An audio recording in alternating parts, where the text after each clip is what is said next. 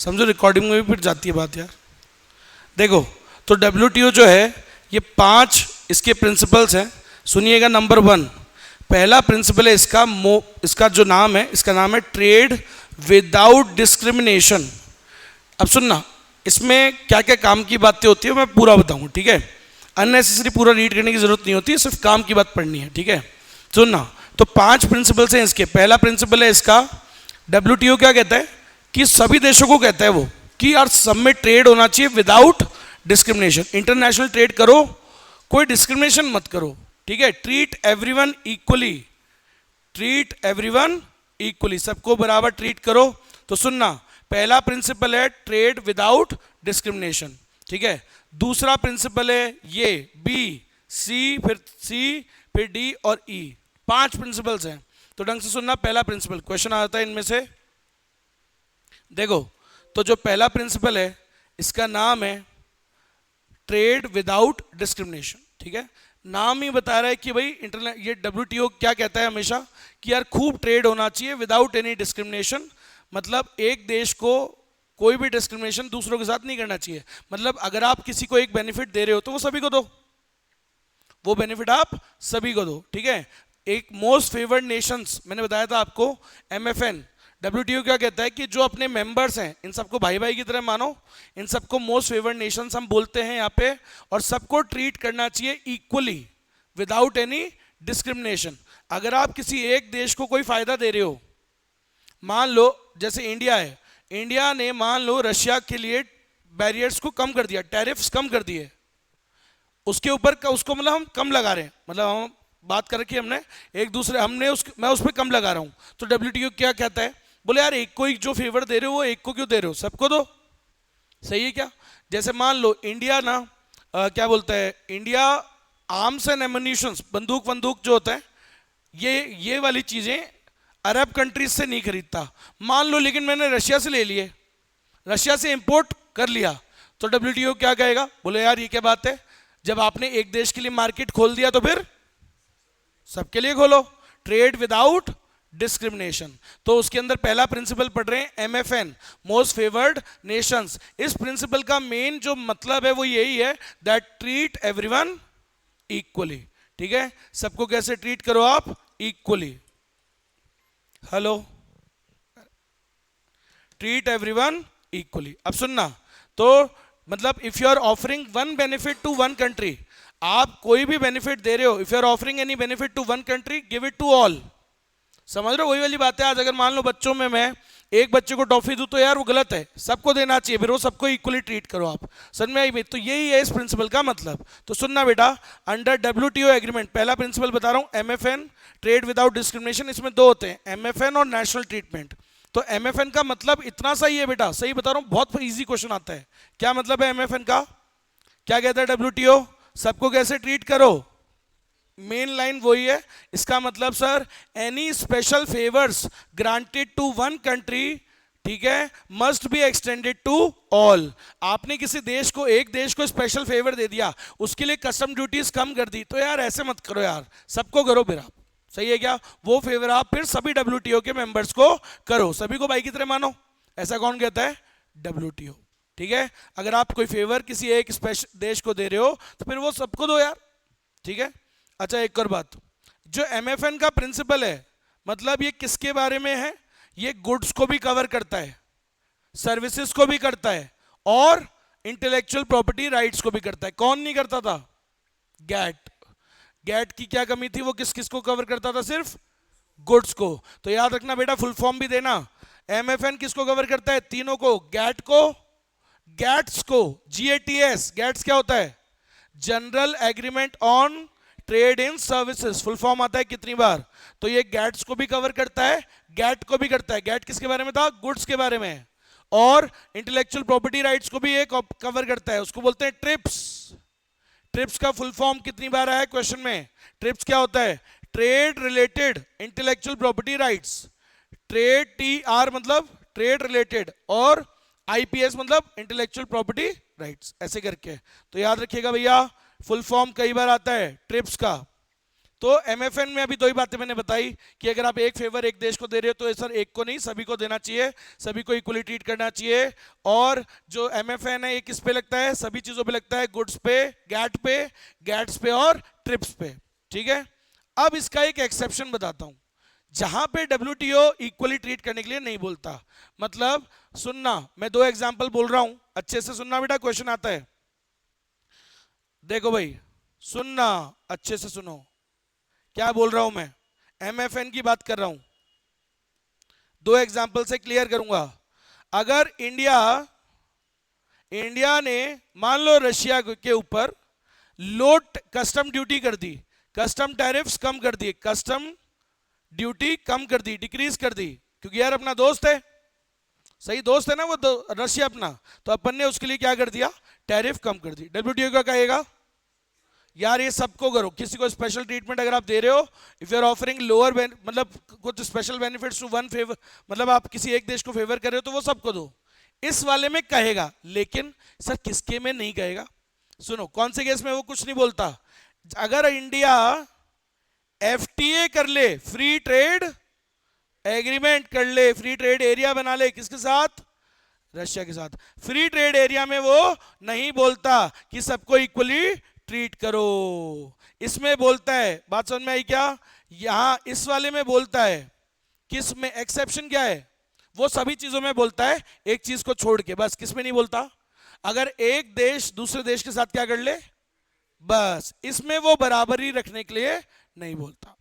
आई कि नहीं आई बात समझ में, पक्का बोलो यस और नो, क्लियर है सबको। तो ये एक्सेप्शन याद रखना बेटा, कई बार आता है, some exceptions are allowed like setting up, कौन सा एक्सेप्शन अलाउड है, like setting up free trade agreement, तो ये इसका एक एक्सेप्शन है, याद रखना।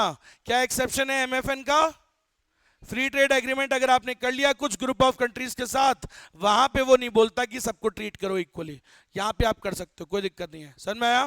फिर से रिपीट किया दो बार, देखो एमएफएन मींस, एमएफएन का मतलब होता है when a country reduces trade barriers, जब आपने किसी एक देश के लिए ट्रेड बैरियर्स कम कर लिए तो फिर सबके लिए करो। अगर आपने एक देश को एक्सेस दे दिया, ओपन मार्केट कर दिया उसके लिए, तो सबको दो फिर ओपन मार्केट, समझ रहे हो ऐसा।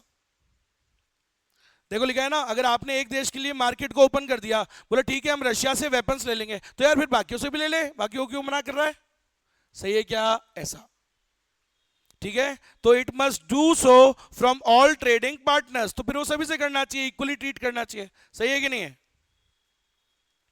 भाई। अगर मान लो एक बच्चा टॉफी लेके आया है ना, तो मैंने उससे तो ले ली, और मान लो कोई और दूसरा लेवल नहीं उससे नहीं ली, ये क्या बेवकूफी है सर, एक से ले ली तो आप सभी से ले लो, अरे है ना, यही तो होता है इक्वल ट्रीटमेंट। चलो तो ऐसा ही होता है, मैं किसी से मना नहीं करता भाई, कोई भी टॉफी दे सकता है। चलो, लेकिन कहां पे डब्ल्यूटीओ नहीं कहता, सब फ्री ट्रेड एग्रीमेंट में नहीं कहता, ठीक है। चलिए आगे बढ़ते हैं।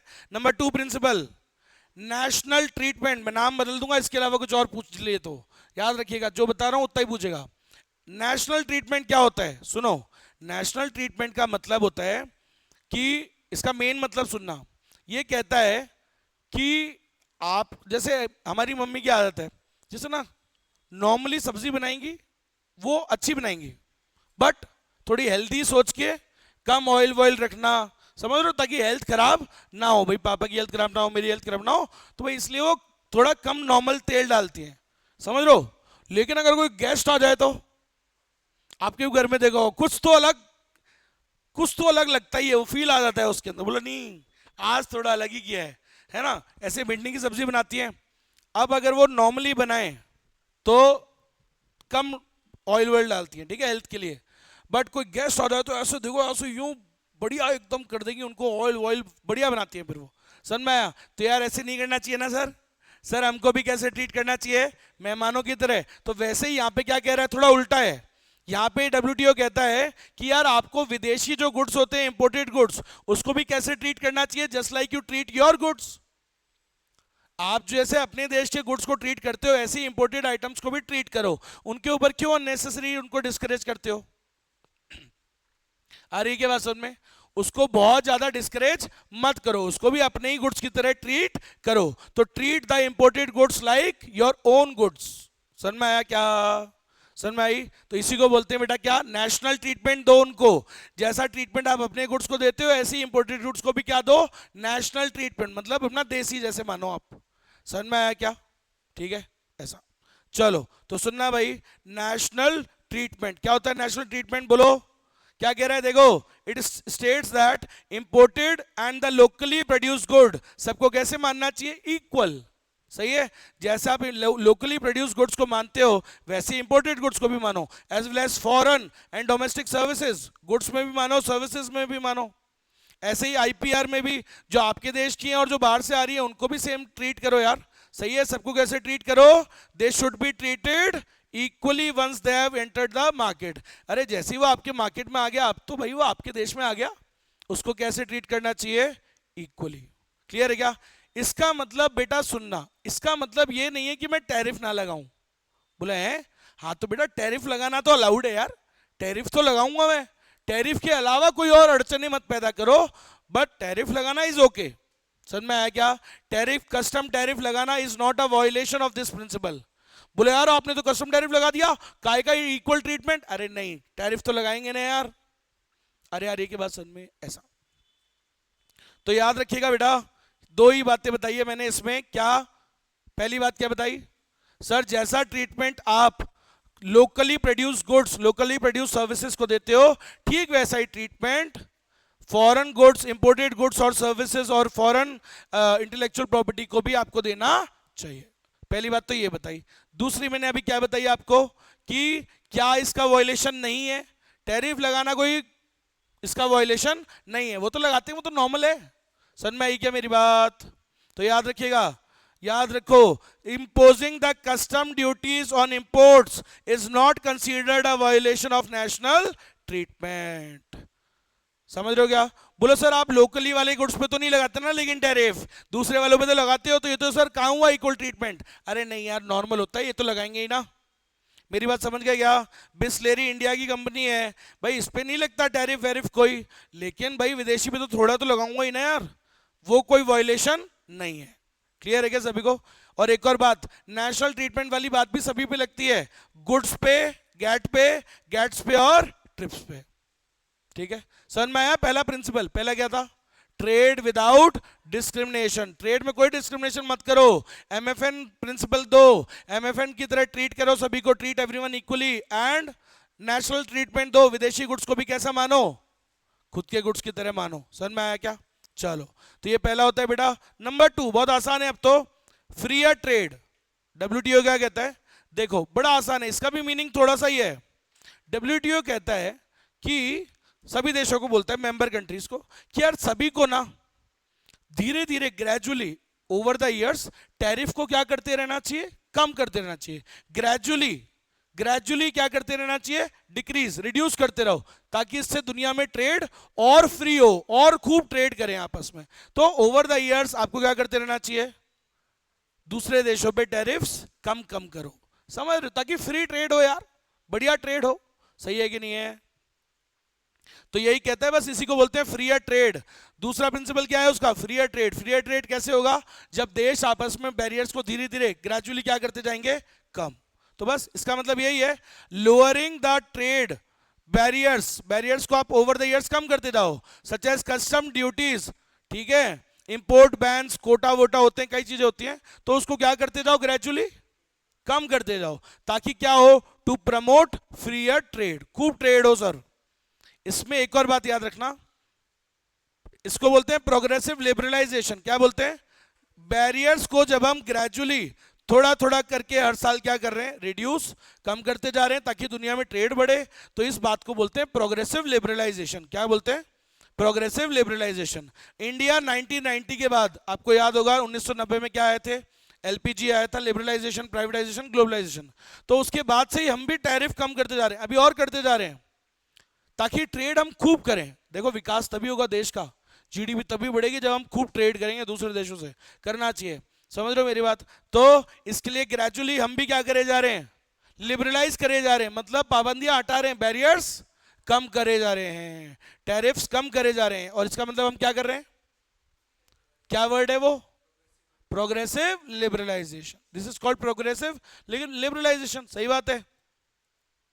तो बेटा the WTO agreements enable the countries to implement the changes gradually through a process called, क्या बोलते हैं उस प्रोसेस को, जब हम ग्रेजुअली कम करते जाते हैं, बैरियर्स को रिड्यूस कर रहे हैं, ठीक है, उसको क्या बोलते हैं, प्रोग्रेसिव लिबरलाइजेशन कहते हैं, ठीक है। अच्छा इसका एक एग्जांपल दो। देखो कई बड़े देश जो होते हैं ना, जैसे अमेरिका, अमेरिका बड़े डेवलप्ड वाले, वो डेवलपिंग कंट्रीज को लोन देते हैं, तो उसमें ना एक असली में आपने सुना नहीं शायद उसको, एक होता है हार्ड लोन, एक होता है सॉफ्ट लोन। समझते हो क्या होता है हार्ड लोन सॉफ्ट लोन, बताता हूं। हार्ड लोन तो क्या होता है, टर्म्स एंड कंडीशंस बहुत हार्श होती हैं, रीपेमेंट शेड्यूल बहुत हार्श होता है, हार्श मतलब स्ट्रिक्ट, कि चाहिए तो चाहिए, पैसा उसी टाइम पे चाहिए। लेकिन एक होता है सॉफ्ट लोन। सॉफ्ट लोन क्या होता है, बोले यार देख तेरे को लोन दे दिया, तू चुका पाए तो दे देना, चुका देना, नहीं तो आराम आराम से दे देना, बाद में दे देना, दे पाए तो दे देना, नहीं तो बोल जा कोई बात नहीं। ऐसे ही अमेरिका किसको देता है, पाकिस्तान को नहीं देता क्या, पाकिस्तान को ऐसी भिखारी भीख की तरह देता है, बोला यार तू ले ले यार, चुका पाए तो चुका देना, तेरे बस की हो, उसके लिए टाइमलाइन बढ़ा देता है। तो ये भी एक तरीके का क्या है, मदद कर रहा है ना, वो भी ग्रेजुअली क्या कर रहा है, ऐसे देशों को मदद कर रहा है, तो ये भी एक अच्छी बात है। डेवलपिंग कंट्रीज ऑफन रिसीव मोर एक्सटेंडेड टाइमलाइन, इंडिया को भी मिलता है यार, इंडिया ने कई देशों से उधार ले रखा है, कई बार ले लेते हैं हम, तो हम पे थोड़ा तरस खा जाते हैं, वो बोला कोई बात नहीं तुम दे देना यार, सन में आया क्या, ऐसा, चलो ठीक है, कोई इतना इंपॉर्टेंट नहीं था। अब सुनना तीसरा, प्रिडिक्टेबिलिटी। WTO क्या चाहता है, ये देखो कि इंटरनेशनल ट्रेड दुनिया में क्या हो, प्रिडिक्टेबल बन जाए। देखो प्रिडिक्टेबिलिटी आएगी तभी ये व्यापार बढ़ेगा। शेयर बाजार में लोग पहले विश्वास नहीं करते थे, लेकिन अब क्यों करने लग गए, क्योंकि उसमें आ गई बाइंडिंग, उसमें है सेबी, सेबी है स्ट्रिक्ट, तो वो सबसे बात मनवाता है, ठीक है, कंप्लायंस करवाता है। दूसरा सर हर चीज आजकल क्या हो गई, शेयर्स में ट्रांसपेरेंट, स्टॉक एक्सचेंज है, ऑनलाइन चलता है सर, ऐप वैप सब कुछ दिखता है, अरे आए ना ई पोर्टल पे आता है ना, उसको क्या बोलते हैं EIP, और सब कुछ उस पे आता है आजकल, सब ट्रांसपेरेंट है, तो इसलिए लोगों में विश्वास आ गया, तो लोग इन्वेस्ट करने लग गए। लेकिन ऐसे ही सर इंटरनेशनल ट्रेड भी करने लग जाएंगे अगर उनमें क्या आ जाए, प्रिडिक्टेबिलिटी आ जाए इसमें धंधे में। कैसे आएगी, लेकिन वो WTO इसके लिए क्या करेगा, बाइंडिंग करेगा, कोशिश करेगा कि WTO के जो एग्रीमेंट्स हैं वो सब माने स्ट्रिक्टनेस से, और ट्रांसपेरेंसी बढ़े, ट्रांसपेरेंसी बढ़ेगी, स्ट्रिक्टनेस बढ़ेगी, तो अपने आप लोगों में क्या जनरेट होने लगेगा, विश्वास। समझ में आई मेरी बात, ऐसा। अब सुनो, देखो विश्वास कैसे होगा, क्या होता है, विश्वास कैसे बढ़ता है। जैसे मान लो आपने, इंडिया ने भूटान को क्या बोला, बोला ठीक है हम तेरे ऊपर इससे ज्यादा बैरियर्स नहीं लगाएंगे, ठीक है, मतलब हम तेरे ऊपर इतनी टैरिफ्स लगाएंगे और प्रॉमिस करते हैं कि इससे ज्यादा बैरियर्स नहीं लगाएंगे, इससे ज्यादा टैरिफ नहीं लगाएंगे, एक रेट बोल दी, बोला इससे ज्यादा टैरिफ नहीं लगाएंगे तेरे ऊपर, तो यार इससे अब उसको क्या आ गया, विश्वास, कि भाई कुछ 4-5 साल आराम से हमसे वो क्या कर सकता है, ट्रेड कर सकता है, प्रिडिक्टेबिलिटी आ गई ना, बोलो यार देखो अगले ने बोला है, तो ऐसी तो आता है विश्वास, वादा करने से आता है ना विश्वास। बाइंडिंग, ये वर्ड यूज किया गया, क्या किया है, बाइंड, बाइंड करने से, जब आप वादा करते हो किसी को, तो उससे ही क्या बढ़ता है, विश्वास बढ़ता है कि नहीं। तो सुनिएगा, एक एग्जांपल दिया उसने, यही वाला जो मैंने अभी आपको दिया। देखो आपने एक देश को बोला, बोलो यार मैं बैरियर्स नहीं बढ़ाऊंगा, ठीक है, मतलब सोचो उसको ये वादा करना भी उतना ही जरूरी होता है जैसे आप किसी के ऊपर कम लगा रहे हो टैरिफ। सोचो मैंने कहा कि मैं तेरे ऊपर कम टैरिफ लगाऊंगा, ठीक है, और एक और लाइन बोल दी क्या, कि मैं प्रॉमिस करता हूं मैं इससे ज्यादा टैरिफ, तो ये आप देखो एक लाइन बोलने से क्या आ गया, विश्वास आ गया। तो सर WTO यही करता है, यही वो एग्जांपल दे रहा है सामने देखो, promising not to raise the trade barriers, ये एक बात हो गई, ये it is as significant as lowering them, barriers को अगर आप कम करते हो ये भी अच्छा है, लेकिन इसके साथ ऐसा वादा कर दो कि यार हम तेरे ऊपर टैरिफ नहीं लगाएंगे, तो ये भी उतना ही सिग्निफिकेंट होता है। इससे क्या जनरेट होता है, ट्रस्ट, इससे क्या होता है, it makes the business stable, business stable हो जाते हैं, and the environment becomes predictable for investment. बोले यार बताओ ऐसा उसने वादा किया है तो चलो इसके साथ ट्रेड करते हैं, स्टेबल रहेगा एनवायरमेंट, सही है क्या, क्लियर है क्या, समझे। अच्छा एक और बात बताता हूं, अगर मान लो मैं अपनी बात से मुकर गया, तो डब्ल्यूटीओ मुझसे वो काम मुझसे क्या करवाएगा, कंपनसेट कराएगा। बोला तुम्हारी वजह से घाटा हुआ ना, इसको कंपनसेट करो। अब इस बात से भी विश्वास बढ़ेगा कंट्रीज में कि यार बताओ उस कंट्री ने ऐसे ना अपना वादा नहीं निभाया तो डब्ल्यूटीओ ने उससे देखो काम करवाया। इससे भी क्या जनरेट होता है, ट्रस्ट। तो इससे दुनिया में क्या होगा, खूब ट्रेड बढ़ेगा। किससे बढ़ेगा, प्रेडिक्टेबिलिटी से। बोलो मेरे साथ, इतना ही काम का है। प्रेडिक्टेबिलिटी किससे आएगी, बाइंडिंग और ट्रांसपेरेंसी। इसलिए डब्ल्यूटीओ ओवर द इयर्स यही कोशिश कर रहा है, the countries bind their commitments. WTO कहता है कंट्रीज को, यार अपने वादे के पक्के रहो। समझ रहे हो क्या, बाइंड देयर कमिटमेंट्स, अपने कमिटमेंट्स पूरे करो। ठीक है, once you have done a commitment do it. समझ में आई मेरी बात। और डब्ल्यूटीओ मेक श्योर करता है कि अगर आप ना करो उसे तो दूसरे देश को जिसको लॉस हुआ है आपकी वजह से उसको वो तुमसे कंपनसेट करवाएगा। क्लियर है क्या। तो डब्ल्यूटीओ यही कहता है बेटा कि अपनी वचन पर टिके रहो, कमिटमेंट्स को मानो। समझ में आई मेरी बात, ऐसा। चलो, तो भाई मान लो आपने कह दिया कि भाई मैं सीलिंग नहीं लगाऊंगा, इतनी एक हाईएस्ट बस इतना ही लगाऊंगा, इससे ज्यादा नहीं लगाऊंगा। सीलिंग मतलब मैक्सिमम, बोले ये मेरी रेट रहेगी, इससे ज्यादा नहीं लगाऊंगा। तो ये भी एक अच्छी बात है, इससे क्या बढ़ती है, प्रिडिक्टेबिलिटी बढ़ती है ट्रेडर्स के लिए और इन्वेस्टर्स के लिए। समझ में आ गई क्या मेरी बात।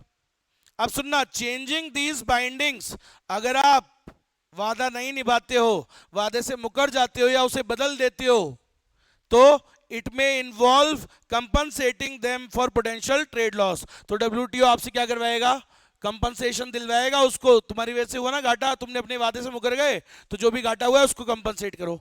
इससे भी लोगों में क्या बढ़ेगा, प्रेडिक्टेबिलिटी बढ़ेगी। आई कि नहीं आई बात समझ में। तो बस इसमें मेनली इतना ही पूछता है। एक और चाहो तो ये लाइन भी पढ़ सकते हो थोड़ा।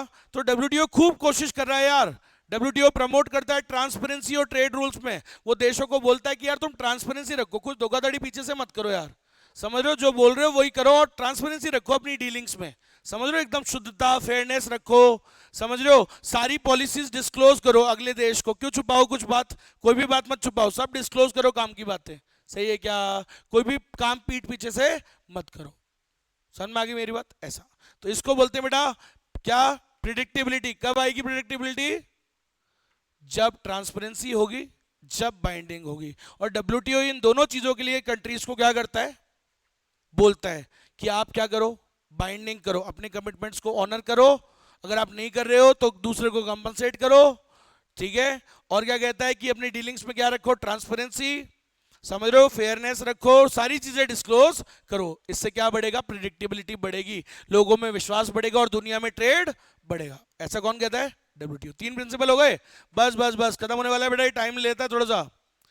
उसके बाद है प्रमोटिंग फेयर कंपटीशन। डब्ल्यूटीओ क्या कहता है, फेयर कंपटीशन होना चाहिए। मतलब देखो, विदेशी गुड्स जब आपके देश में आ रहे हैं, वही नेशनल ट्रीटमेंट के जैसा, विदेशी गुड्स को भी फेयर मौका दो, किसका, कंपटीशन का। अच्छा, इसमें वो थोड़ा उल्टा बोलता है, वो बोलता है सभी को कि यार तुम दूसरे देशों से जब ट्रेड करते हो, तुम्हें दूसरा देश अलाउ कर रहा है, एक तो उसने अलाउ किया, ऊपर से लेकिन क्या है, गलत काम नहीं करना, उसके देश में जाके ट्रेड को डिस्टॉर्ट मत करना है। जैसे चाइना करता है ना, चाइना क्या करता है, दूसरे देश में जाके प्राइस को बहुत ज्यादा गिरा देता है ताकि वहां का ना बिके और किसका बिके, चाइना का। तो डब्ल्यूटीओ इसको रोकने के लिए बोलता है। डब्ल्यूटीओ कहता है कि भाई फेयर कंपटीशन होना चाहिए, तुम आगे जाके धमाका क्यों मचा रहे हो।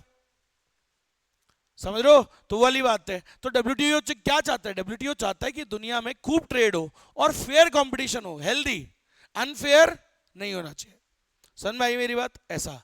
तो वो यही बोलता है देशों को कि इंटरनेशनल ट्रेड में तुम फेयरनेस रखो यार, दूसरे के देश में तुम क्या कर रहे हो, उनको भी अपनी जैसे ही मानो, उसको क्यों खराब कर रहे हो भाई। सही है, फेयर मार्केट बनाओ, अच्छा एनवायरनमेंट बनाओ, फेयर कंपटीशन होना चाहिए। समझ रहे हो क्या मेरी बात, ऐसा कौन कहता है, डब्ल्यूटीओ। तो बस याद रखिएगा, डब्ल्यूटीओ कहता है फेयर कंपटीशन होना चाहिए भैया। ठीक है, the WTO is not just a free trade institution. WTO सिर्फ एक फ्री ट्रेड इंस्टीट्यूशन नहीं है, but it is a system of rules. जो वो रूल्स बनाता है काय के लिए, ताकि दुनिया में ट्रेड में क्या हो, ट्रेड कैसा हो बेटा, ओपन हो, फेयर हो एंड हेल्दी कंपटीशन हो। कोई भी अनडिस्टॉर्टेड कंपटीशन होना चाहिए, फेयर होना चाहिए। समझ में आई क्या मेरी बात? हेल्दी कंपटीशन समझते हो? सब अच्छे से मेहनत करो, अच्छे से काम करो, अच्छे गुड्स बनाओ, सही प्राइसेस रखो, ऐसा नहीं कि तुम वहां पे जाके प्राइस को गिरा दो। समझ में आई क्या मेरी बात? चाइना यही करता है, बिगाड़ता है मार्केट को, तो ये अच्छी बात नहीं है। समझ में आई मेरी बात? और डब्ल्यूटीओ क्या कहता है? बोले यार मैंने वो एमएफएन और जो नेशनल ट्रीटमेंट बनाया है, अरे उसको फॉलो करो यार, treat everyone equally. National treatment, भाई तुम दूसरे के देश में बेच रहे हो तो उसको भी अपने देश के जैसे ही मानो। समझ में आई मेरी बात? तो treat the domestic goods like, जैसे आप डोमेस्टिक गुड्स को ट्रीट करते हो वैसे ही इंपोर्टेड गुड्स को भी ट्रीट करो। तो ये भी इसी का एक टाइप है, मतलब वो वाले वो जो दो नाम थे वो यहां पे भी हम यूज कर सकते हैं। समझ रहे हो? वो यही बोलता है कि भाई डब्ल्यूटीओ रूल्स क्या कहते हैं कि कोई भी देश को डंपिंग नहीं करनी चाहिए। डंपिंग क्या होता है? भाई नॉर्मल प्राइस से कम पे करके बेचना यार, तुम उसके मार्केट को बिगाड़ रहे हो, मतलब सही है क्या? ऐसा तो याद रखिएगा, डब्ल्यूटीओ क्या करता है? It covers issues like dumping. क्या होता है dumping? Selling at below the cost to gain the market share. अरे यार दूसरे देश में आप क्या कर रहे हो? बिलो द कॉस्ट बेच रहे हो यार, लागत से कम करके बेच रहे हो, कितना गलत बात है, बिगाड़ने के लिए मार्केट को। समझ रहे हो मेरी बात? अब ये बोतल है भाई, ये बोतल 50 रुपए की पड़ती है नॉर्मली, भाई 10 रुपए की बेच रहा है चाइना वाला यहाँ पे, मतलब कॉस्ट से भी कम, तो यार ये तो बिगाड़ना चाह रहा है मार्केट को। समझ रहे हो? ऐसा तो ऐसा नहीं करना चाहिए, इसके लिए भी उसने क्या बनाए? रूल्स बनाए हुए हैं, डंपिंग रूल्स। ठीक है, कई देश क्या करते हैं, दूसरे मतलब अपने एक्सपोर्टर्स को, इंडिया से मान लो कोई एक्सपोर्ट कर रहे हैं हम गुड्स, मान लो कोई देश में श्रीलंका भेज रहे हैं, हम मान लो श्रीलंका को अपने एक्सपोर्टरों को फायदा दे रहे हैं, बोले जाओ श्रीलंका के मार्केट को खराब करो, मैं देता हूं फायदा। अपनी कंपनीज को चाइना क्या करता है? फायदा देता है, सब्सिडी देता है, बोले जाओ मैं तुम्हें यहां से फायदा दे रहा हूं, तुम वहां पे मार्केट को क्या करो? खराब करो, सस्ता करके बेचो। अब कंपनीज बोलती है सर सस्ता कैसे करें? अरे बोला मैं देता हूं ना फायदा, ये लो सब्सिडी, तुम्हें वहां पे जो टैरिफ लगाएंगे मैं तुम्हें यहां से तुम्हें कंपनसेट करता हूं, खराब करो मार्केट को, बिगाड़ो जाके। तो ऐसी चीजों को रोकने के लिए किसने रूल्स बनाए? डब्ल्यूटीओ ने। समझ में आई मेरी बात? तो WTO is against all of this, ये सब नहीं होना चाहिए। क्या नहीं होना चाहिए? डंपिंग नहीं होनी चाहिए, सब्सिडीज नहीं होनी चाहिए, क्योंकि ये अनफेयर कंपटीशन हो जाता है सर, है कि नहीं? It is considered unfair trade practices, याद रखिएगा। चलो अब सुनना, तो सर इसमें और तो क्या ही बात है, और कुछ ऐसे खास नहीं है। उसके बाद नेक्स्ट वाला, नहीं ये वाला एक इंपॉर्टेंट है। देखो सर ये बातें किस पे लगती है? तीनों चीजों पे, गुड्स पे, सर्विसेज पे और आईपीआर पे, तीनों पे लगता है, सब पे, सारी उस पे लगते हैं। एक और बात बेटा सुनिएगा, अभी अपन लोग आम आदमी भी ट्रेड करता है विदेशों से, एक्सपोर्ट इंपोर्ट के बिजनेस है उसके, सरकार भी तो मंगाती है विदेशों से कुछ। रफाइल, रफाइल फाइटर जेट तुमने मंगाया था या गवर्नमेंट ने? तो गवर्नमेंट जब विदेशों से कुछ खरीदती है उसे बोलते हैं गवर्नमेंट प्रोक्योरमेंट। क्या बोलते हैं? Government procurement. तो कई गवर्नमेंट्स दूसरे देशों से गुड्स खरीदती हैं, समझ लो डिफेंस गुड्स वगैरह ये सब खरीदती हैं। यहां पर भी डब्ल्यूटीओ ने कानून बनाया है, क्या कि प्रोक्योरमेंट के टाइम पे भी सबको आप हेल्दी कंपटीशन होना चाहिए, कुछ गड़बड़ नहीं। तो जो डब्ल्यूटीओ है उसने इसके लिए भी रूल्स बनाए हैं, गवर्नमेंट प्रोक्योरमेंट के लिए। समझ रहे हो मेरी बात? मान लो एक देश है, फ्रांस है, हमको राफेल महंगे में दे रहा है, पाकिस्तान को सस्ते में दे रहा है, अच्छी बात नहीं है। तो डब्ल्यूटीओ ने इसके लिए भी क्या बनाए? रूल्स। आई बात समझ में? सही है कि नहीं है? ऐसा तो याद रखिएगा, the agreement on government procurement, इसको प्लूरिलेटरल एग्रीमेंट्स भी कहते हैं, एंड यहां पर भी क्या लगते हैं? It extends competition rules to government purchases also. तो डब्ल्यूटीओ ने इसके ऊपर भी क्या बनाए हैं? रूल्स। बस इतना याद रखना है कि भाई गुड्स पे भी लगता है, बोलो ये लो काम ही हो गया, गुड्स पे लगता है, सर्विसेज पे, आईपीआर पे और गवर्नमेंट प्रोक्योरमेंट पे भी लगता है। ये जो फेयर कंपटीशन वाली बात है ये किस पे भी लगती है? गवर्नमेंट प्रोक्योरमेंट पे भी लगती है। और लास्ट बेटा सुनिएगा, बस इसके बाद टाइम ज्यादा नहीं लगेगा, खींच दूंगा इसके बाद तुम आधे घंटे में समझो। Encouraging development and economic reforms, WTO क्या करता है? देखो कई देश तो ऑलरेडी डेवलप्ड हैं, लेकिन आपको बताओ ना चाहिए 75% जो कंट्रीज हैं डब्ल्यूटीओ की वो क्या है? डेवलपिंग है। कल हमने पढ़ा भी था 164 में से कितनी थी? 110 थी, कुछ थी 117, 19 थी या 17? 17 थी, चेक कर लेंगे। 117 करेक्ट। तो है मेरे पास, देता हूं रुक जा। तो सुनना, 164 में से 117 मतलब 75% कंट्रीज क्या है, डेवलपिंग। तो यार ये डेवलप्ड कब बनेंगी, जब इनके देश में इकोनॉमिक रिफॉर्म्स आएंगे, इकोनॉमिक बदलाव होंगे, ठीक है। वो कब होंगे, तो डब्ल्यूटीओ इसके लिए भी उनको एनकरेज करता है कि भाई तुम उनको रिफॉर्म्स करने में मदद करता है, बदलाव करने में मदद करता है, उनको फुल सपोर्ट देता है, टेक्निकल असिस्टेंस देता है, मदद करता है। समझ रहे हो क्या बनने में, transitioning to market economies. Sir वो भी बढ़िया इकोनॉमीज बन जाएं, समझ में आई क्या मेरी बात। तो याद रखिएगा, encouraging development and economic reforms. तो डब्ल्यूटीओ के 5 प्रिंसिपल्स बोल दो फटाफट से। पहला क्या था, ट्रेड विदाउट डिस्क्रिमिनेशन। दूसरा क्या था, ग्रेजुअल फ्री ट्रेड। तीसरा क्या था बताओ, प्रिडिक्टिबिलिटी लानी है, वो कैसे आएगी, बाइंडिंग और ट्रांसपेरेंसी से। चौथा पॉइंट क्या था, फेयर कंपटीशन होना चाहिए, किसमें, सब में, गुड्स सर्विसेज, आईपीआर और गवर्नमेंट प्रोक्योरमेंट में भी रूल्स वही है। फॉर लास्ट बात तो वैसी है, इस डेवलपिंग इकोनॉमीज को रिफॉर्म्स करने में भी क्या करता है, मदद, उनके इकोनॉमिक रिफॉर्म्स में भी मदद करता है, डेवलपिंग कंट्रीज के डेवलपमेंट में और इकोनॉमिक रिफॉर्म्स लाने में भी मदद करता है। बोलो समझ में आया क्या। चलो देखो भाई नेक्स्ट, इसके बाद सुनना क्या कह रहा है, उसके बाद देखो कुछ काम का होगा तो मैं बताऊंगा। चलो हल्का सा रीड करके बता रहा हूं, इंपॉर्टेंट नहीं है बेटा, याद रखिएगा, बस हल्का सा बता रहा हूं। उरुग्वे राउंड के अंदर क्या हुआ था, कई डेवलपिंग कंट्रीज ने autonomously implemented trade liberalisation programmes and they played a more active role and influential role. देखो यार बात को समझना, डब्ल्यूटीओ में डेवलप्ड कंट्रीज भी है, डेवलपिंग भी और अंडर डेवलप्ड भी है, तीनों है ना। अब डेवलप्ड तो रोल प्ले करेगा ही करेगा, बड़ा भाई है वो, बड़ा भाई, बीच वाला भाई और छोटा वाला। तो देखो यहां पे बीच वाले की बात चल रही, डेवलपिंग की, तो छोटा वाला भाई क्या कहता है, छोटा वाले भाई ने भी बहुत एक्टिवली रोल प्ले किया। तो वो यही कह रहा है उरुग्वे राउंड के अंदर उसने अपने आप अपने बैरियर्स को क्या कर लिया, कम। कितनी अच्छी बात है। अब सुनना, डेवलपिंग कंट्रीज ने तो उल्टा ये तक कह दिया था, नीचे बीच वाले भाई ने बोला मैं भी उतना ही कंट्रीब्यूट करूंगा जितना डेवलप्ड कंट्रीज करेगा। ऐसा उन्होंने इच्छा जताई थी कि हम भी इच्छा, हमारी भी इच्छा है कि हम भी डेवलप्ड कंट्रीज के जैसा हम रिस्पॉन्सिबिलिटीज पूरी करेंगे, ठीक है। तो developing countries were willing to take on obligations similar to, ठीक है। चलो अब फिर लेकिन डब्ल्यूटीओ ने उनको मना कर दिया था। डब्ल्यूटीओ ने क्या बोला था, बोले यार तुम अभी खुद ही अभी कम हो, रहने दो, अभी कुछ साल और ले लो, कुछ साल और ले लो, थोड़ा डेवलप हो जाओ, उसके बाद कर देना मदद। सर मैं क्या जल्दी है बड़े होने की भाई, सही है, थोड़ा आज आराम से कुछ साल तक के लिए उसने क्या कर दिया, डब्ल्यूटीओ ने उनको टाइम दे दिया, ठीक है। अब सुनिएगा, ये है काम का, सुनो। अब मिनिस्टीरियल डिसीजन, मिनिस्टीरियल डिसीजन मतलब डब्ल्यूटीओ में कितने लेवल्स होते हैं, पहले वाला लेवल क्या होता है, मिनिस्टीरियल कॉन्फ्रेंस।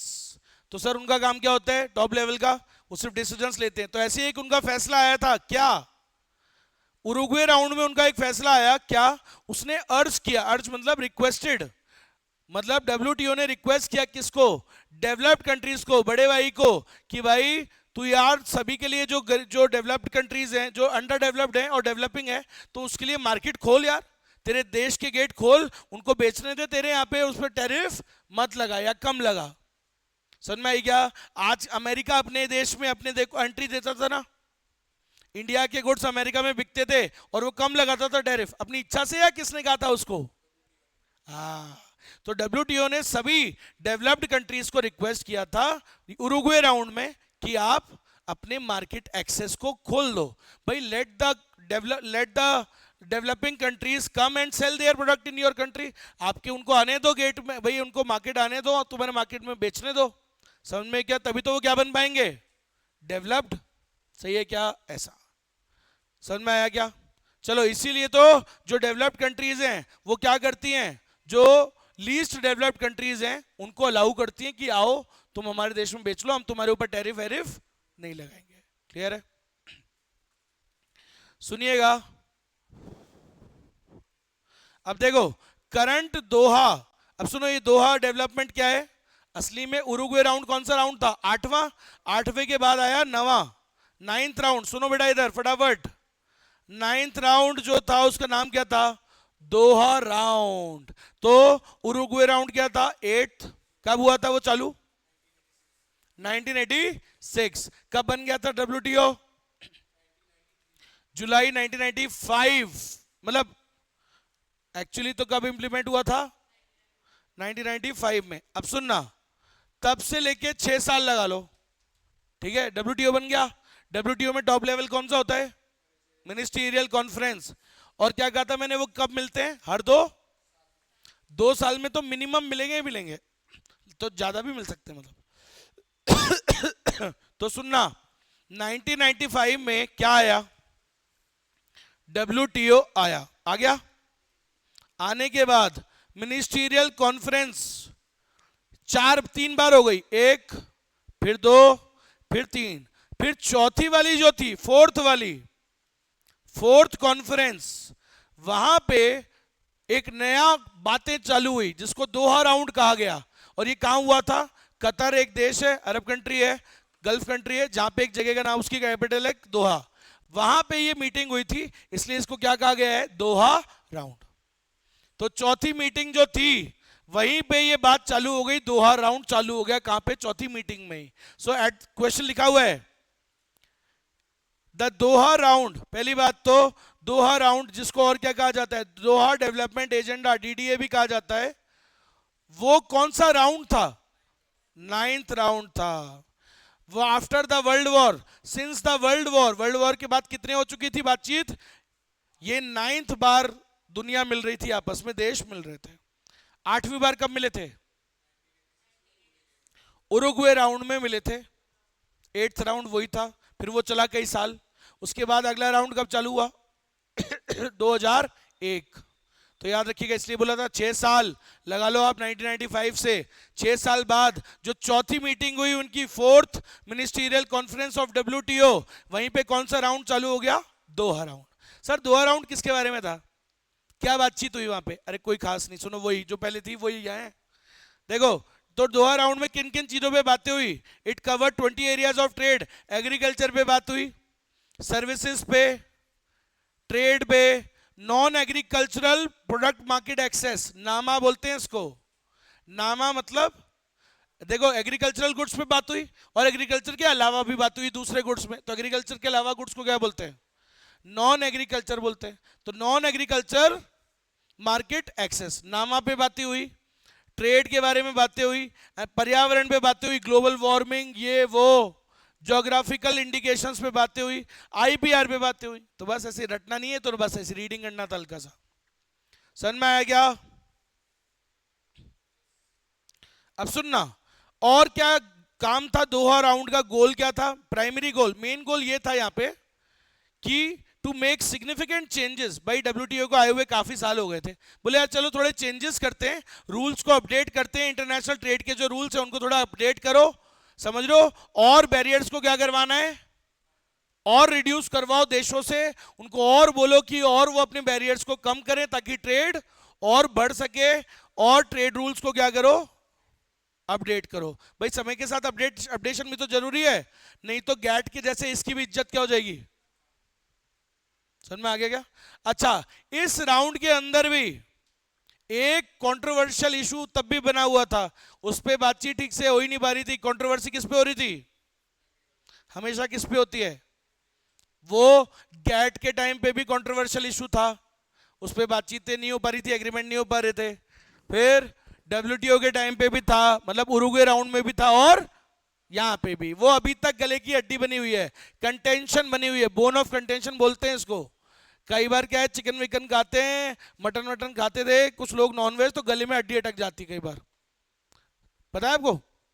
अब जो खाता है उसको पता है, ठीक है। अच्छा चलो, कुत्ता तो खाता है, अरे कुत्ता खाता है ना नॉनवेज, कुछ लोग, अरे कुत्ते को तो पसंद है हड्डियां, पता है आपको?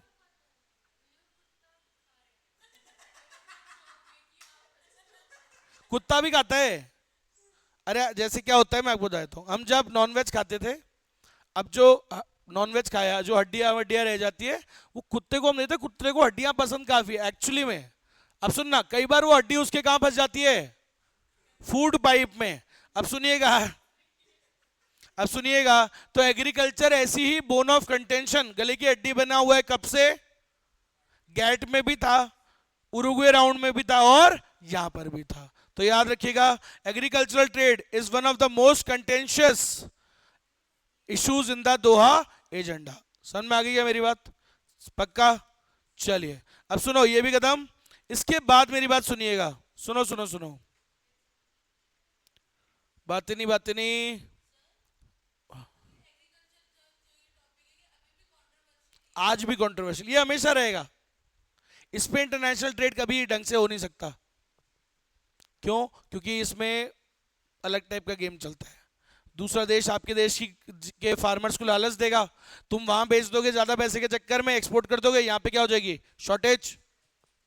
समझ में आया? ये है। तो सुनना बेटा, डब्ल्यूटीओ की एक लाइन थी, मैंने आपको पढ़ाया था क्या? डब्ल्यूटीओ की एक लाइन होती है, सुनना। एक वो समझते हो, आत्मा, मतलब शरीर के अंदर क्या होती है, आत्मा। जैसे कई वो मूवीज वूवीज में देखा है, जैसे आदमी मरता है तो ऐसे कहते हैं कि बहुत छोटी सी एक छोटी सी रोशनी, जब आत्मा छोड़ती है शरीर को, शरीर तो बहुत बड़ा होता है, आत्मा इतनी सी होती है, जस्ट लाइक यूं इतना सा ना लाइट, तो यूं निकल जाती है आत्मा। अब सुनो, ऐसे शरीर को क्या कौन चलाता है, आत्मा। आत्मा निकलती है, आदमी खत्म है। अरे आया ना, यही होता है ना, आप समझो।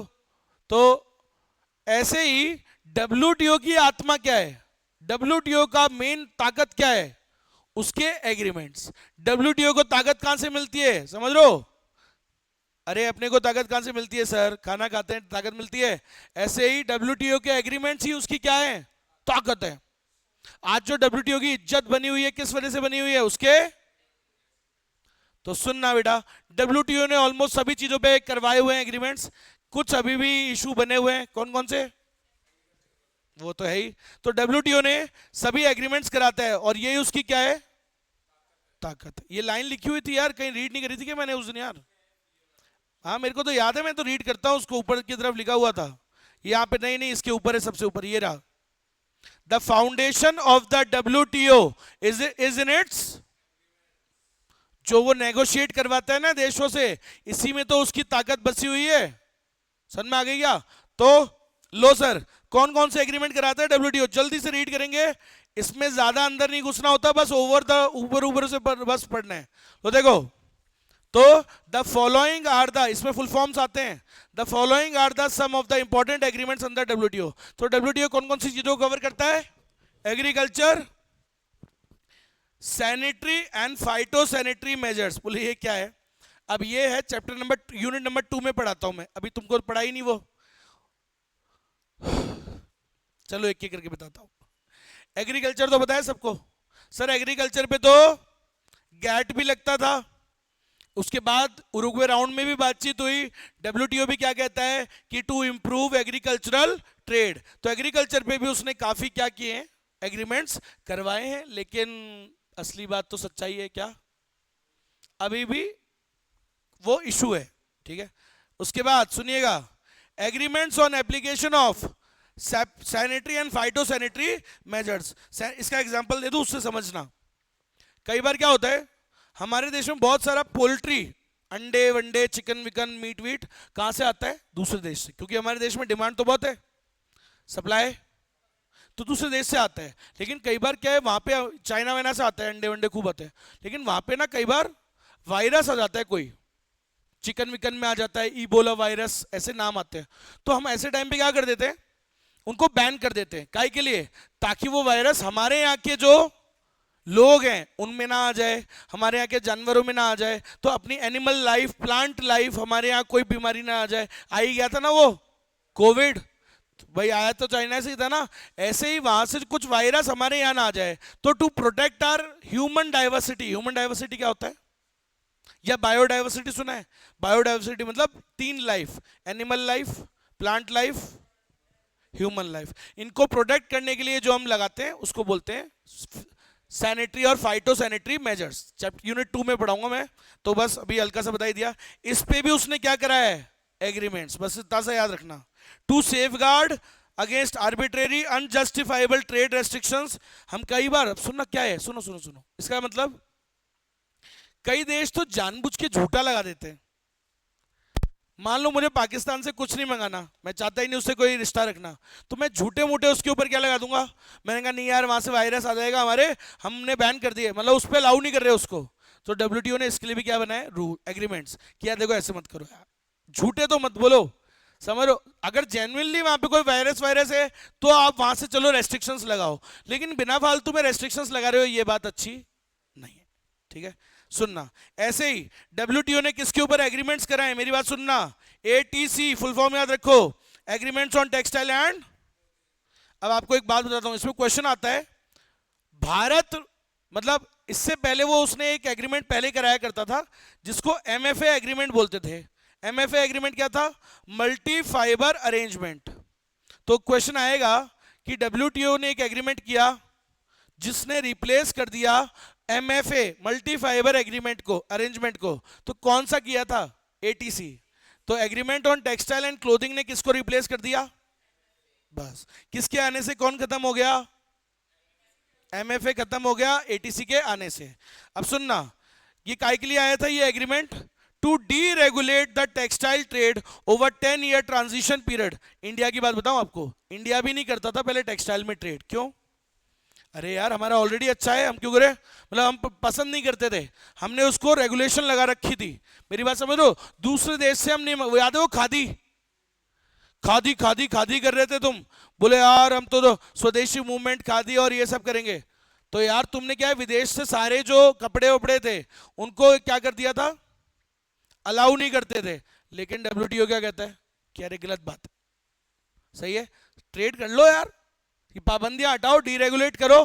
तो डब्ल्यूटीओ ने इसके ऊपर क्या बनाया, एक एग्रीमेंट्स करवाए। सुनो, उसके बाद फुल फॉर्म याद रखिएगा बेटा, एक चीज होती है टेक्निकल बैरियर्स टू ट्रेड। सुनो, मैं क्या करता हूं, इंडिया मान लो, अब इंडिया भी मान लेते हैं, चाइना भी लेकिन कम नहीं है, चाइना कुत्ता है बहुत बड़ा, कमीना है साला, हमारे देश को खराब करता है, इसलिए हम चाइना पे क्या करते हैं, अननेसेसरी हम भी थोड़े बैरियर्स लगाते हैं, थोड़े कि यार ऐसी लेबलिंग कर, ऐसा सर्टिफिकेशन लगा, इस पे लेबलिंग कर, ये वो फलान धमाका, ऐसी पैकेजिंग होनी चाहिए, ऐसे उसके ऊपर टेक्निकल बैरियर्स लगाते हैं। अब डब्ल्यूटीओ कई बार क्या कहता है, बोले यार अननेसेसरी मत लगाओ, भाई ऐसे लगाओगे तो कैसे फ्री ट्रेड होगा, भाई याद करो डब्ल्यूटीओ का तो उद्देश्य क्या है, दुनिया में क्या करवाना, ट्रेड को खूब करवाना, प्रमोट करना। तो वो मना करता है कि यार ऐसे अननेसेसरी टेक्निकल बैरियर्स मत लगाओ, जैसे अननेसेसरी हम क्या लगा देते हैं कई बार, सैनिटरी फाइटो सैनिटरी, ऐसे कई बार क्या लगा देते हैं, टेक्निकल बैरियर्स लगाते हैं, टेक्निकल चीजें लगा देते हैं डिस्करेज करने के लिए इंपोर्टेड गुड्स को। डब्ल्यूटीओ क्या कहता है, एमएफएन, ट्रीट एवरीवन, देखो नाम भी आएगा इसमें, तो वो बोलते हैं ना, है ना, कि सबको इक्वली ट्रीट करो यार, ऐसे मत करो यार, अननेसेसरी क्यों लगा रहे हो टेक्निकल बैरियर्स। तो डब्ल्यूटीओ ने इसके लिए भी क्या कराए, एग्रीमेंट। तो याद रखिएगा बेटा, फ्रॉम, ताकि क्या हो जाए, ट्रांसपेरेंसी आए, harmonisation with international standards, unwanted trade barriers ना लगाए कोई भी, समझ में आई क्या मेरी बात, ऐसा रेफर्जी है, कोई नहीं पूछेगा इसमें। Full forms, TRIMS, trade related investment measures, agreement इस पे भी कराए उसने, तो बेटा फुल फॉर्म पूछ लेगा तुमसे, याद रखिएगा। इसमें क्या होता है, क्रॉस बॉर्डर दूसरे देशों से जो इन्वेस्टमेंट आती है, मान लो तुम उस पर भी रेगुलेट वो लगा देते हो तुम, अननेसेसरी रेस्ट्रिक्शंस, तो डब्ल्यूटीओ क्या कहता है कि यार ऐसे मत करो यार, लगा रहे हैं इन्वेस्टमेंट लगाने दो, समझ रहे हो क्या। तो डब्ल्यूटीओ ने गुड्स की बात भी करी है, सर्विसेज की भी, आईपीआर की भी, और इन्वेस्टमेंट की भी, कि आने दो यार, क्यों नाटक कर रहे हो, सही है ऐसा। कई देश लगा देते हैं क्वांटिटेटिव रेस्ट्रिक्शंस कि यार इतने से ज्यादा इन्वेस्टमेंट नहीं करोगे, बस 80% एफडीआई अलाउड है। डब्ल्यूटीओ कहता है यार क्यों रोक रहे हो यार, करने दो यार, सही है ऐसा। एंटी डंपिंग एग्रीमेंट, कई बार अपन क्या लगा देते हैं चाइना पे, एंटी डंपिंग मेजर्स, क्योंकि वो हमारे देश को खराब डिस्टॉर्ट करता है मार्केट को। अब डब्ल्यूटीओ कहता है कि यार अननेसेसरी मत लगाओ, सच में कर रहा है तो, अगर वो सच में करे तो लगाओ, लेकिन अननेसेसरी मत लगाओ, समझ में आ गई क्या, ऐसा। ऐसे ही कस्टम्स वैल्यूएशन एग्रीमेंट। अब क्या है, हम कोई कई बार जैसे इंडिया कई बार बहुत ज्यादा वो लगा देता है कस्टम टैरिफ दूसरे देश पे, उसको डिस्करेज करने के लिए 200% ड्यूटी। पता है पहले ऐसे था, फरारी इंडिया में पहले फरारी क्यों कम थी, आज भी कम है, क्यों? पहले वो और ज्यादा कम थी, क्यों? क्योंकि इंडिया उस पर 200-300% इंपोर्टेड कार्ड्स पे लगाता था टैरिफ। तो डब्ल्यूटीओ कहता है यार इतना तो मत करो यार, 2 गुना ही लगा दिया, 2 करोड़ की गाड़ी 6 करोड़ की बढ़ रही है तुम्हारे यहाँ, ऐसे तो तुम आने ही नहीं दोगे उसको कभी, समझ रहे? बोला ऐसे मत करो, सन में आई क्या मेरी बात? तो कस्टम टैरिफ भाई कैलकुलेट करने का भी एक तरीका होता है, तो वो कौन देता है? डब्ल्यूटीओ। डब्ल्यूटीओ बोलता है बोला ढंग से लगाओ यार कस्टम्स, इतना क्या टैरिफ ड्यूटी इंपोर्ट टैरिफ लगा रहे हो 300% 200%, यार मजाक होता है क्या कोई? तो वो ये बोलता है भाई उसका पर्पस क्या है, दुनिया में क्या हो, खूब ट्रेड हो। ये चलिए उसके बाद मजाक नहीं करा, खत्म कर दूंगा बस में, होने वाला है 10-15 मिनट में finish. Agreement on pre shipment inspection. हम कई बार दूसरे देशों पे वो लगा देते हैं बैरियर, वहां से जो जो गुड्स आते हैं कि यार नहीं पहले वहां पे शिपमेंट कराओ तुम्हारे देश में, पहले उसका इंस्पेक्शन कराओ, वो सर्टिफिकेट भेजो तभी अलाउ करेंगे। तो हम ऐसे ना कीड़े करते हैं उनको ताकि उनके गुड्स यहाँ पे कम बिके। तो डब्ल्यूटीओ क्या कहता है, ऐसे मत करो, एमएफएन इक्वल ट्रीट करो, अपने देश की तरह नेशनल ट्रीटमेंट दो, सही है? और बोला ऐसे अननेसेसरी उनके ऊपर क्यों लगा रहे हो बैरियर्स? तो डब्ल्यूटीओ ने इसके ऊपर भी क्या लगाए हैं, एग्रीमेंट्स करे हैं, मतलब इसके भी रूल्स बनाए हैं बेसिकली, ताकि ट्रेड में ट्रांसपेरेंसी हो। अननेसेसरी यार कोई आपके ऊपर लगाएगा तो अच्छा थोड़ी लगेगा, सही है क्या?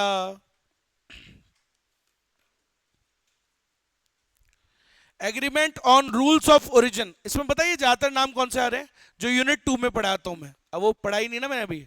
रूल्स ऑफ ओरिजिन क्या होता है? रूल्स ऑफ ओरिजिन ये भी एक तरीके का अपन दूसरे को क्या कर रहे हैं, ऑब्स्टेकल डाल रहे हैं कि यार मान लो तू ये हमारे यहाँ बेच रहा है, ठीक है बेच ले, लेकिन मेरे को पहले ये सर्टिफिकेट दे कि इसमें कौन कौन सी चीज दूसरे कहाँ कहाँ से डली हुई है, समझ लो? लिक्विड मान ले तूने भाई, तूने कहाँ से करी है, इस मतलब कई बार होता है ना एक सामान किससे मिलके बनता है, अलग अलग देशों से आता है उसमें। जैसे ये मोबाइल है, एप्पल है, एप्पल के मोबाइल में स्क्रीन आ रही है मान लो कहीं और देश से, समझ लो असेंबल हो रहा है कहीं और, तो हम उससे अगर हम उससे अटकाना चाहते हैं, ऑब्स्टेकल क्रिएट करनी है, तो मैं क्या करूंगा, मैंने कहा मुझे कंट्री ऑफ ओरिजिन बताए इसका, समझ में आई मेरी बात? तो डब्ल्यूटीओ क्या कहता है, ऐसे मत करो यार, क्यों अननेसेसरी परेशान कर रहे हो, क्यों उनको रूल्स ऑफ ओरिजिन में फंसा रहे हो, अरे बिकने दो यार, उनको भी एमएफएन प्रिंसिपल इक्वली ट्रीट करो।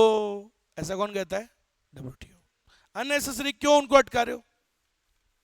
ऐसे ही इंपोर्ट लाइसेंसिंग में कई बार हम इंपोर्ट, हमारी कुछ कंपनीज विदेश से गुड्स मंगाना चाहती है लेकिन हम उनको लाइसेंस नहीं दे रहे जानबूझ के, ताकि वो वहां से ना मंगाए और हमारे देश से ही खरीदे।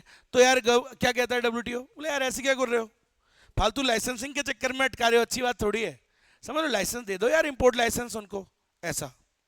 तो डब्ल्यूटीओ ने इस पर भी एग्रीमेंट किए। डब्ल्यूटीओ ने सब्सिडीज और काउंटर वेलिंग मेजर्स क्या होते हैं, अब चाइना हमारे यहाँ मार्केट को खराब कर रहा है, अब हम क्या लगाएंगे उसके ऊपर, काउंटर। मान लो जैसे पहले हुआ था एक बार कि कुछ एशियन कंट्रीज बताया था मैंने, association of south east Asian Nations, ये देश इंडिया में गोल्ड बेच रहे थे सस्ता करके, गोल्ड सेल कर रहे थे सस्ते में, इंडिया ने भी क्या दिया जवाब, 12.5% क्या लगा दी, टैरिफ और डाल दी एक्स्ट्रा वाली, उससे वो महंगा हो गया वापस। बोला तू हमारे देश में है ज्यादा सस्ता करके बेच रहा है, हीरो बन रहा है ज्यादा, सोचो गोल्ड तो हमारे यहाँ ही बिकता है, हमारे यहाँ बेच रहा है सस्ता करके। तो अपन ने भी लगा दिए काउंटर वेलिंग मेजर्स। तो फिर डब्ल्यूटीओ ने फोन किया, बोला यार ऐसे मत करो यार, काउंटर वेलिंग मेजर्स इतने भी मत लगाओ, समझो ट्रेड होना चाहिए, खूब होना चाहिए ट्रेड, ऐसे अननेसेसरी काउंटर वेलिंग मेजर्स मत लगाओ। अगर सही में वो परेशान कर रहा है तुमको तो लगा लो, लेकिन ऐसे अननेसेसरी मत लगाओ किसी पे, सही बात है, कई देश अननेसेसरी लगा देते हैं, समझ में आया? भाई वो आपके देश में डिस्टॉर्ट भी नहीं कर रहा है, बिना फालतू में लगा रहे हो, तो ये भी गलत बात है। और यार ये सब तो क्या ये फालतू के हैं,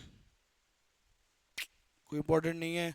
गैट्स, ट्रिप्स और ट्रेड पॉलिसी रिव्यू मैकेनिज्म याद करो। कल कितने लेवल होते हैं डब्ल्यूटीओ में? 3। पहला क्या होता है? एमसी, दूसरा जीसी, तीसरा एससी। दूसरे वाले का क्या काम था? डिस्प्यूट सेटलमेंट कोर्ट, और एक और था ट्रेड पॉलिसी रिव्यू करता है वो, ट्रेड पॉलिसी रिव्यू मैकेनिज्म। समझ में आया? तो भाई देश आपस में क्या करते हैं, बहुत सारे आरटीए वाटीए करते हैं, तो उनको रिव्यू भी कौन करता है? डब्ल्यूटीओ। उसने एग्रीमेंट्स किया उसके लिए भी, उसको बोलते हैं TPRM, trade policy review mechanism. Trade policies को रिव्यू करना भी किसका काम है? उसी सेकंड वाले का। दो काम थे बेटा, मैंने बोला था कल। समझ में आ गया क्या? चलो, तो वो गैट्स के अंदर भी काम करता है डब्ल्यूटीओ। उसने एग्रीमेंट्स करवाए हैं ताकि देश आपस में सब, कौन से एग्रीमेंट कराएं? दो। कौन से? एमएफएन वाला और नेशनल ट्रीटमेंट। उसने क्या बोला है देशों को? भाई सबको कैसे ट्रीट करो? एमएफएन की तरह। सभी गुड्स को क्या दो? National treatment. विदेशी गुड्स को भी कैसे ट्रीट करो? नेशनल जैसे वाले गुड्स को ट्रीट करते हो वैसे। इससे धंधे में क्या आएगी? ट्रांसपेरेंसी रखो। सही है? ऐसे ही ट्रिप्स, गुड, ऐसे ही सर्विस के बारे में भी कवर करता है वो, और ट्रिप्स को भी कवर करता है। ट्रिप्स क्या था? Trade related intellectual property rights. इसको भी कवर करता है बेटा, हेडिंग याद रखना इसकी। इंटेलेक्चुअल प्रॉपर्टी कौन सी होती है? ये सॉफ्टवेयर वगैरह जो बनाते हैं हम, ये सब। तो इसमें कॉपीराइट करवाना, ट्रेडमार्क्स, ये वो। तो इसके लिए भी डिस्प्यूट सेटलमेंट सिस्टम किसने दिया है? डब्ल्यूटीओ ने। कोई डिस्प्यूट हो जाता है वो सॉल्व करवाता है। और साथ में टीपीआरएम भी करता है वो। ट्रेड पॉलिसीज को क्या करता है? Trade policy review body. और कौन है ट्रेड पॉलिसी रिव्यू बॉडी? उसकी सेकंड लेवल क्या होता है उसका? General council of WTO. इसके बाद गवर्नमेंट प्रोक्योरमेंट बताया था मैंने। सरकार भी तो बहुत सारी चीजें मंगाती है, रफाइल वफाइल, तो उसको क्या बोलते हैं? प्लूरिलेटरल एग्रीमेंट्स। इसके ऊपर भी एग्रीमेंट्स बनाए थे मैंने, कहा था ना उसने, देख लो। तो गवर्नमेंट प्रोक्योरमेंट को भी कवर करता है। क्या होते हैं बेटा? डब्ल्यूटीओ ने प्लूरिलेटरल एग्रीमेंट्स को भी वो क्या करता है? कवर करता है। ठीक है, चलो इतना याद रखना, नाम ही याद रखना बस। और प्लूरिलेटरल नाम में ही क्या है? प्लूरिलेटरल, प्लूरल। प्लूरल क्या होता है? बहुत सारे देश। तो मल्टीपल कंट्रीज जब इन्वॉल्व होती हैं तो उनको भी वो कवर करता है। तो बस इसके बाद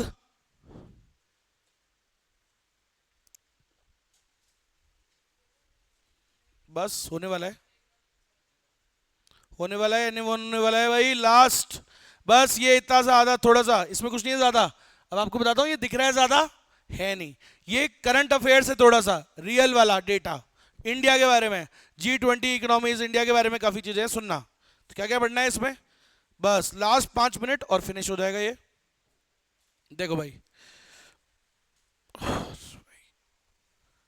मंगलवार है आज, व्रत भी तो है। चलो लो भाई, देखो भाई मैंने क्या क्या हाईलाइट कर रखा है, वो इंपॉर्टेंट है, ज्यादा नहीं है इसमें।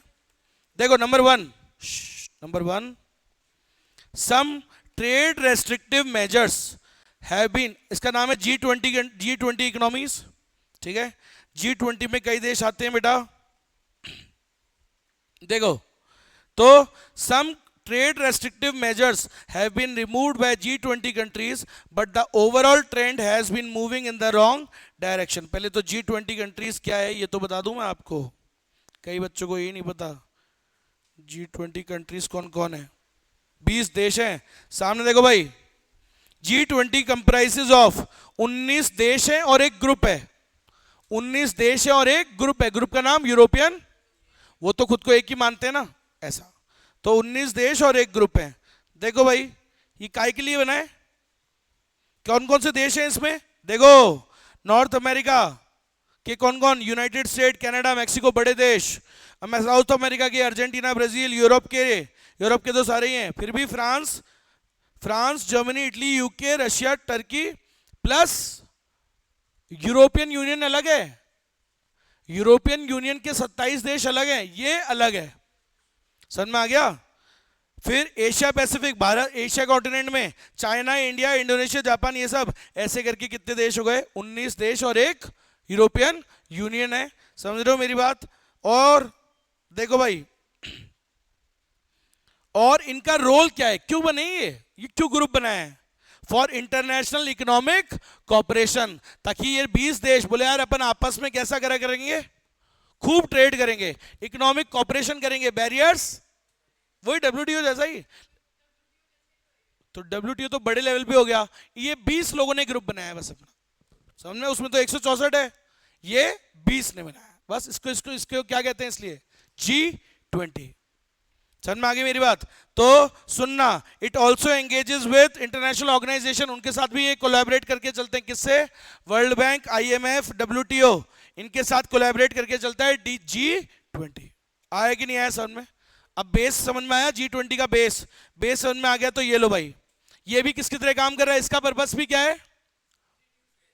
खूब ट्रेड हो आपस में, 20 देशों में इंटरनेशनल इकोनॉमिक कॉपरेशन हो, समझ रहे हो, एक दूसरे को हेल्प करें। अब आप सुनो फटाफट। तो इसीलिए सुनो, G20 जो ग्रुप है, इन्होंने क्या कहा कि यार अपने ट्रेड के ऊपर से रेस्ट्रिक्शंस कम करो। Some trade restrictive measures have been removed by, पहले रेस्ट्रिक्शन लगा रखी थी, फिर क्या कर दी, उसको कम कर दी। अच्छी बात है ना, करनी भी चाहिए। ठीक है, सुनना, ये कोविड की बात बता रहा हूं आपको, सुनना। G20 कब चालू हुआ दुनिया में? 1999 में। ठीक है, अब सुनो, after the Asian financial crisis, Asia में आज तक का बहुत बड़ा क्राइसिस आया था। अरे पढ़ लो रे।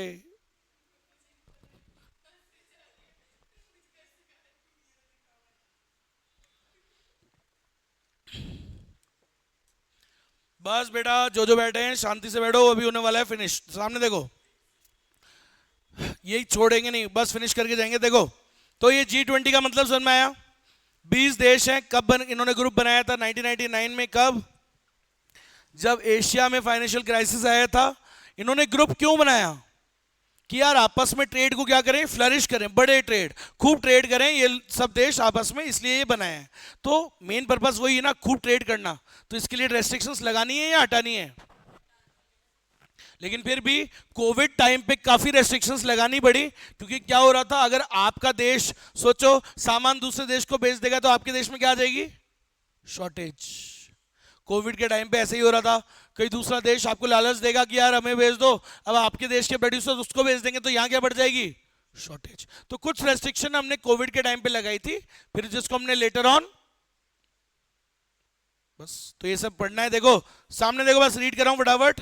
सम trade relative measures, trade restrictive measures have been removed by G20 countries, जो कि अच्छी बात है, करना भी चाहिए। Export restrictions have contributed to shortages. अब सुनना, export restrictions have contributed to shortages, price volatility and uncertainty in global market में। अब यार मान लो भारत सरकार ने इंडिया के फार्मर्स को मना कर दिया, अभी मोदी जी ने मना किया ना कि अभी ये मत करो वो मत करो, बोला ना। ऐसे ही मान लो भारत को मना कर दिया कोविड के टाइम पे, मोदी जी ने किया यार कोई भी एक्सपोर्ट नहीं करेगा विदेश के अंदर। अब लेकिन यार विदेश में तो इससे क्या आ गई, दूसरे देशों में एक शॉर्टेज आ गई ना, ग्लोबल मार्केट्स में क्या बढ़ गई? कमी। भाई तुमने उनको मना कर दिया कि यार अपने देश में बेचो, वहां नहीं बेचना है अभी कुछ भी, तो दुनिया में इससे क्या आ गई यार, थोड़ा बेचारे भूखे मर गए, शॉर्टेज हो गई, वो अपने ऊपर डिपेंडेंट थे ना। अरे आई कि नहीं आई बात समझ में? ऐसा तो याद रखिएगा, ऐसे लगा देते हैं हम कई बार, जो कि कई बार ठीक भी होता है, लेकिन बाद में उसको क्या कर देना चाहिए, कम। भाई कोविड पे तो लगाना जरूरी था, सही है, सही बात थी। सुनना, G20 economies are urged to build on their previous commitments and demonstrate leadership in maintaining open and predictable markets. Same वैसा ही WTO के जैसा। तो इनको भी क्या कहा G20 ने, सारे देशों को, 20 को क्या कहा है कि यार तुम भी अपने कमिटमेंट्स पे बाइंड करो, कमिटमेंट्स को निभाओ, समझ लो, डेमोन्स्ट्रेट लीडरशिप, एक अच्छी लीडरशिप दिखाओ, ओपन बनाओ और प्रिडिक्टेबल मार्केट्स बनाओ, ताकि तुमसे ट्रेड करे यार वो, सही है, ऐसा ट्रांसपेरेंसी बनाओ, specially for essential goods, food, fertiliser. यार इसके अंदर तो कम से कम अपने कमिटमेंट्स निभाओ। समझ में? ऐसा कौन बोला? G20। और सुनना, लेकिन सर आप भी जानते हो, the report highlights the resilience of global supply chains despite challenges like the Ukraine conflict, the ongoing COVID-19 pandemic, high inflation rate and central bank tightening। भाई खूब challenges हो जाते हैं, फिर भी कोशिश करता है G20 की क्या रहे, रेस्ट्रिक्शंस कम से कम लगाए देश, जबकि खूब चैलेंजेस रहते हैं, लड़ाइयां चल रही हैं, कोविड-19 हुआ, ये किताब तभी तो बनाई गई थी, आज तक अपडेट उसके बाद अभी तक नहीं करी ना ICI ने, वही डेटा चल रहा है, इसलिए तो बोल रहा है अभी, तभी तो आपको उसने बोला रिसेंटली, तुम्हारे लिए थोड़ी रिसेंटली है, कब हुआ था वो तो 5-6 साल हो गए इसके लिए तो, लेकिन रिसेंटली है ना, क्योंकि ये तो अभी छपी थी, समझ में आया? तो सुनिएगा, तो ये कुछ इंपॉर्टेंट नहीं है, मतलब इतना कोई इंपॉर्टेंट बात। अब सुनिएगा यहाँ पे, देखो मेन बात क्या है। As of mid October 2022 WTO members had WTO members had 52 export restrictions. भाई कोविड के कारण उन्होंने 52 चीजों के ऊपर रेस्ट्रिक्शंस लगा रखी थी एक्सपोर्ट करने पे अपने देशों पे, कि ये एक्सपोर्ट नहीं करने बिल्कुल भी, ठीक है। ऊपर से along with 27 export restrictions on covid essential products. 52 तो थे खाने पीने की चीजों पे, 52 थे खाने पीने की चीजों पे, और 27 कौन से आइटम पे? Mask, oxygen cylinder, injection, Covaxin, इन पे। तो 52 प्लस 27 कितना होता है बेटा? कितनी रेस्ट्रिक्शन हो गई बेटा? क्वेश्चन आएगा कि G20 वाले में भाई कोविड WTO के जो मेंबर्स थे 52 रेस्ट्रिक्शंस किस पे थी? फूड और फूड रिलेटेड आइटम्स पे, फूड, फीड, फर्टिलाइजर्स। समझ में आया? फूड क्या होता है? खाना, फीड होता है ये जानवरों का खाना, और फर्टिलाइजर्स, है ना। तो खाते तो तुम भी, अच्छा जो भी है। तो 77, 52 और 27 हो गया ना। अरे 52 और 27 कितना होता है? तो मैंने क्या लिखा है? अरे तुम पागल हो, 9 ही है वो 9 है जो 7 की तरह दिख रहा है। चलो अब सुनना सुनना सुनो, खत्म होने वाला है बस, लास्ट 2-3 मिनट्स फिनिश होने वाला है। तो WTO ने फिर बाद में क्या बोला? देखो कोविड होने के बाद तो इनको हटा दो यार, कम से कम इन रेस्ट्रिक्शंस को कम कर दो। तो उसके बाद G20 मेंटेन्ड 44, अरे पहले 52 थी ना, उन्होंने 44% एक्सपोर्ट रेस्ट्रिक्शंस को मेंटेन किया, 44 पे रखा, and 63 of pandemic related export restrictions. सुनो, ये WTO की बात बता रहा था, ऊपर बात बताई WTO की, ये किसकी बात है? G20 की रेस्ट्रिक्शन। वो किसकी थी? समझ रहे हो भाई? WTO अपने कानून बना रहा है, G20 अपने। WTO में WTO ने कितनी रेस्ट्रिक्शन लगाई थी? 52 लगाई थी फूड, फीड, फर्टिलाइजर पे, और 27 देशों पे लगाई थी essential products of covid pandemic, उस पे लगाई। G20 में 44% किस पे लगाई? फूड, फीड, फर्टिलाइजर पे। 63% किस पे लगाई? बस ये दोनों की अलग अलग है, समझ गए?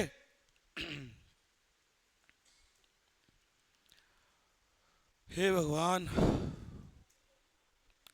बस बस बस फिनिश। और ऐसे देखो काम का कुछ नहीं है, फालतू टाइम वेस्ट करना हो जाएगा।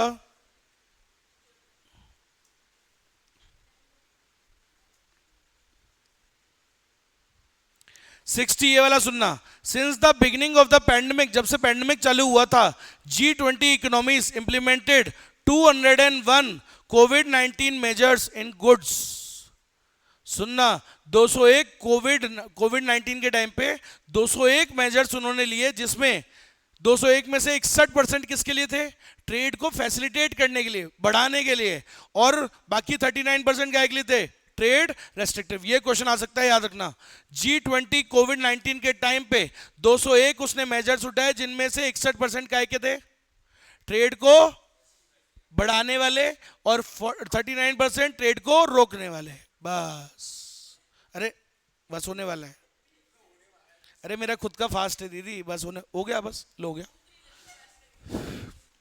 रुक जाओ, बस बस हो गया। सुनो बस लास्ट की 2 लाइन और खत्म। G20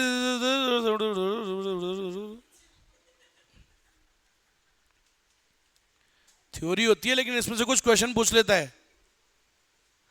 देखो एक और बात, WTO की जो रिपोर्ट्स होती हैं वो कौन प्रिपेयर करता है?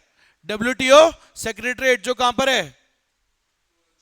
जेनेवा में। सर G20 के कौन कौन मेंबर्स हैं? 20 देश, 19 कंट्रीज हैं, और एक यूरोपियन यूनियन। लगभग लगभग कंट्रीज के नाम याद रखो, कच्चा पक्का। मैं आपको बताऊं किससे याद रखना, इससे जो अभी यहां से बढ़ा ना, इससे याद रखो, ग्रुप बना के बढ़ो। वर्ल्ड मैप उठाओ, नॉर्थ अमेरिका के 3 बड़े देश हैं ये, USMCA। साउथ अमेरिका के अर्जेंटीना, ब्राजील है। एशिया में कौन कौन है? मेन सारे जो China, India, Indonesia, Japan, Republic of Korea, Australia हो गया। ट्राई कर लेना, याद करने नहीं पड़ेगा ऐसे कुछ। मिडिल ईस्ट में सऊदी अरेबिया इसका एक मेंबर है, अफ्रीका में साउथ अफ्रीका है, ठीक है, और यूरोपियन यूनियन है इसका। अब आजकल अफ्रीकन यूनियन भी है, ये भी आ गए हैं इसके अंदर थोड़े बहुत। चलो तो हल्का फुल्का इनको कच्चा पक्का देख लेना, रीड कर लेना। देखो यूके है, टर्की है, south Africa, Saudi Arabia, Russian federation, ये हो गया, मैक्सिको हो गया, यूरोपियन यूनियन हो गया, कनाडा, ब्राजील, चाइना, ये Germany, France, India, Indonesia, Italy, Japan, ये सब। तो ये G20 के मेंबर्स हैं। ये जो दो तीन बातें मैंने बताई हैं, ये याद रखना, पूरा नहीं पढ़ना है, जो काट दिया वो काट दिया, विश्वास करो नहीं आएगा मतलब नहीं आएगा। समझ में आ गई मेरी बात? इसी के साथ ये यूनिट हो गई समाप्त।